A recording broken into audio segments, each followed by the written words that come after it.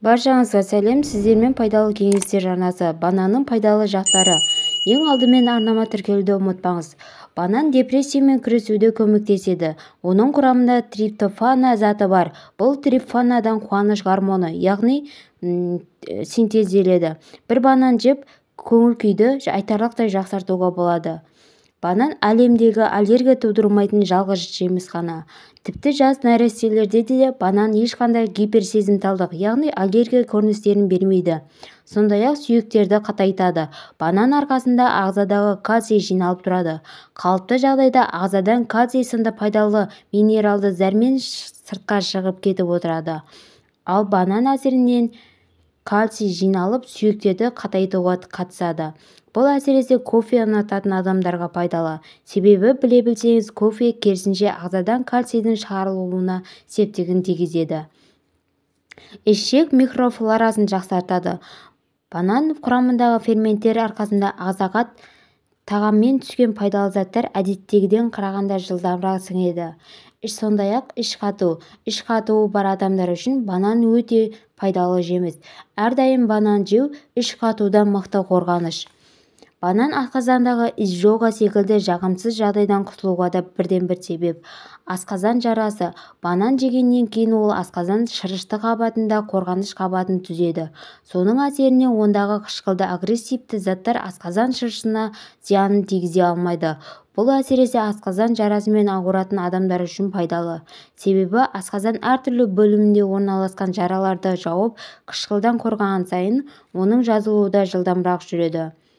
Сондай-ақ диарея кезінде көмек. Диареядан зардап шегетіндерге банан жеу ұсынылады. Бұл жақсы қалпына келтіргіш жеміс. Көп жүріп физикалық жаттығулармен айналысып, спортпен айналысатындар үшін балтыр бұлшықетін дірілінен сақтайтын қасиеті бар. Себебі банан құрамындағы калий бұлшықетке оң әсер етеді. Ісінулер. Бананды жиі жеу ағзадағы ісінулерден арылтады. Энергия көзі. Егер спортпен шұғылданбас бұрын банан жеп алсаңыз, бұл жаттығулардың эффективті өтуіне септігін тигізеді. Себебі ағзадан қант мөлшері көбейіп, энергия жаттығулардың соңына дейін жететін болады. Ас қорытудың жақсартуы. Банан құрамындағы пектин и хелат тәрізді заттар ағзадан токсиндер мен басқа да зиянды заттарды шығарып, астың жақсы қорытуына әкеледі.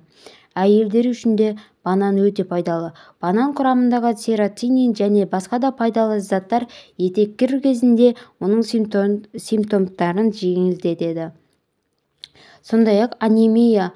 Қаны аздар үшін банан таптырмайтын тағам. Оның жұмсақ затындағы темір мөлшері айтарлықтай көп болуы, анемиясы бар адамдардың тағам рационына қосуға бірден-бір себеп болып табылады.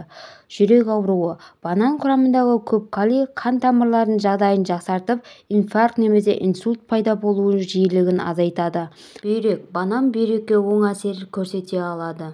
Пайдалы заттар, микроэлементтер бүйрек қызметіне көмектесіп, құм мен тастардан арылуға көмегін тигізеді.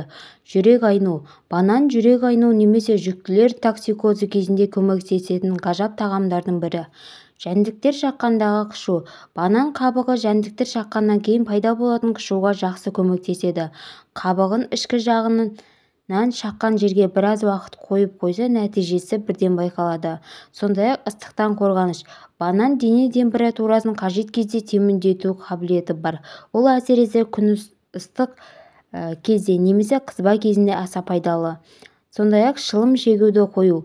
Никотинді тәуелділіктен құтылып келе жатқан адам үшін банан жеу өте пайдалы.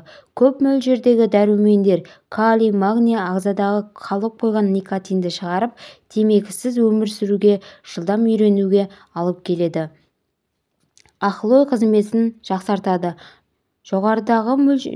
Жоғары мөлшердегі калий адамды жаңа ақпарат алып, танып білу жағдайына қолайлы жағдай жасайды. Бұл әсіресе сабақ оқу немесе емтиханға дайындалу кезінде таптырмайтын құрал болып келеді. Менің берген бүгін ақпаратым пайдаңызға жарады деген үміттемін.